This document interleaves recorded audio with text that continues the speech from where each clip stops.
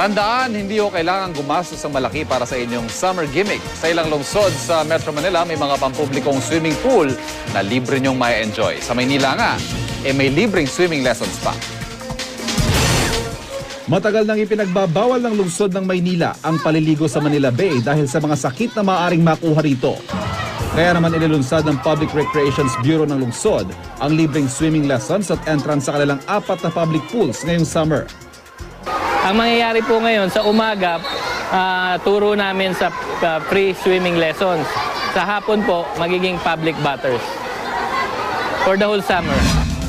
Bukas mula alas 9 ng umaga hanggang alas 12 ng tanghali at alauna hanggang alas 4 ng hapon ang Army-Navy Club Pool, Bagong Buhay Sports Complex, Dapitan Sports Complex at Jose Siria Cruz Complex.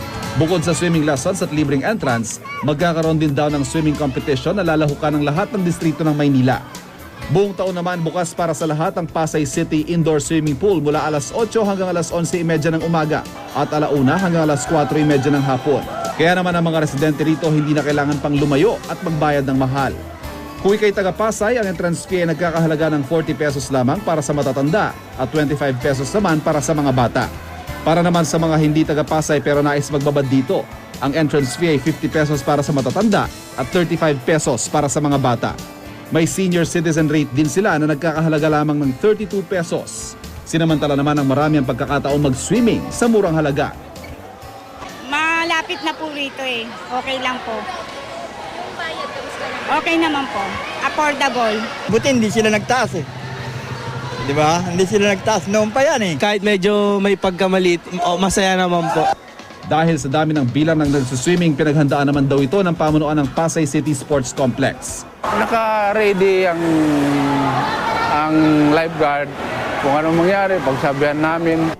Patok na patok din sa mga tagalungsod ng Quezon ang murang-murang entrance fee ng Amoranta Sports Complex na 25 pesos para sa mga bata at matanda.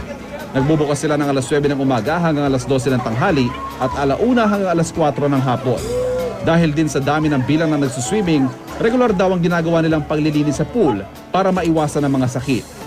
Ang pool maintenance po namin everyday, nagigising po siya ng 3 o'clock ng umaga para po maglinis ng pool. Binavacuum niya po ito, nilalagyan ng chemicals.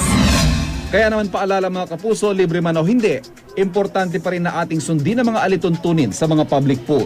Kabilang na dyan ang pagiging malinis sa katawan at hindi pagkakalat sa paligid ng pool. Sa ganitong paraan, mas marami pang makapag-e-enjoy sa mga pasilidad na ito, lalo na ngayong tag-init.